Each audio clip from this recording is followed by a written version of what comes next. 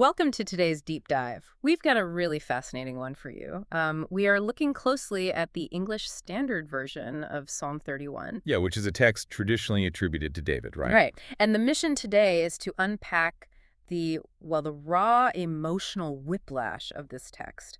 I mean, usually you expect ancient religious texts to be these polished, serene monuments of faith, but this is different. It reads like a highly personal, leaked diary entry. It really does. It's a profound study in psychological whiplash. Today we're exploring how this thousands of years old poem maps the exact anatomy of extreme social isolation. Because, the author starts with his soaring confidence. Yeah, calling God a rock of refuge and a strong fortress, right? Exactly. He commits his spirit there. But almost instantly, that safety just gives way to a complete physical and social freefall. It is incredibly jarring. Okay, let's unpack this because the grief described here is just visceral. He says his eyes and his soul and even his bones are wasting away. Right. And it's not just a physical collapse. Yeah. He becomes an object of dread to his acquaintances. Like people literally flee from him in the street. Like they treat him like a broken vessel. The Uh-huh. text actually mentions the whispering of many and terror on every side. And, reading it, it feels so modern. It sounds exactly like someone getting socially canceled today. That is such a good comparison. It's like the compounding echo chamber of severe social anxiety. The paranoia just feeds on itself, and that feeling of public ruin feels absolute. Yeah, and that terror is what makes the structure so wild to me. Like, how does the text pivot from this paralyzing fear of public ruin back to a sense of control? Because by verse 14, he just kind of snaps back. He does. He declares, "My times are in your hand," and he asks for the wicked to be sent down to Sheol. But wait, if he is physically wasting away and completely paralyzed by this, how does he realistically just snap back to feeling in control? I mean, that feels like forced positivity. Is he just putting on a brave face? Well, he isn't just utilizing willpower here. He's using a deliberate psychological mechanism. He actually transfers his agency.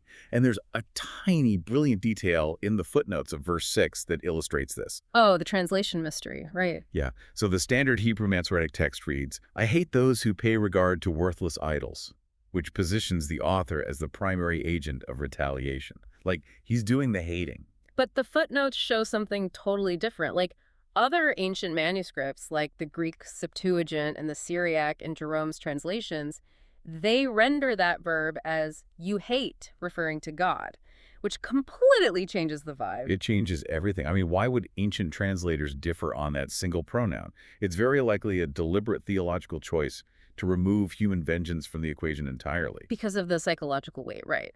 If David says, I hate, he is trapped in his own bitterness, he's fighting this exhausting, unwinnable battle against the mob that's whispering about him. Exactly.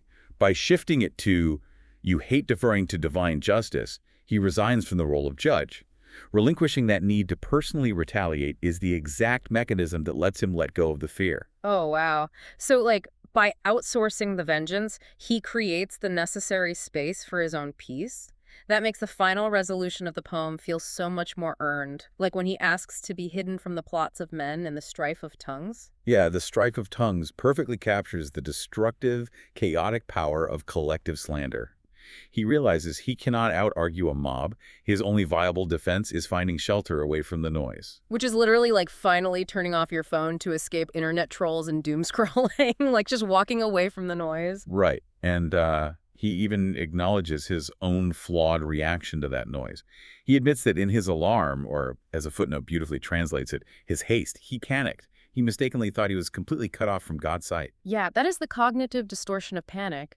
When you are overwhelmed by the strife of tongues, your brain tricks you into believing the isolation is permanent.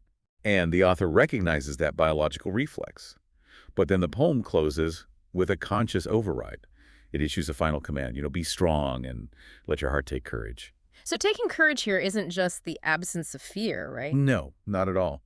It's recognizing that the feeling of being cut off in a moment of haste is just a temporary reflex. It's not a permanent reality. It's an active choice to step back from the chaos. Which means, for you listening right now, that frantic, isolated feeling in the face of public failure isn't a uniquely modern failing. Yeah, It is deeply human, and it's been documented for millennia. it really has. So we'll leave you with this thought to mull over. If an ancient text like Psalm 31 can so accurately describe the paranoia of whispered gossip and the terror of being treated like a broken vessel, What does that tell us about how little human nature has actually changed since the days of ancient choir masters?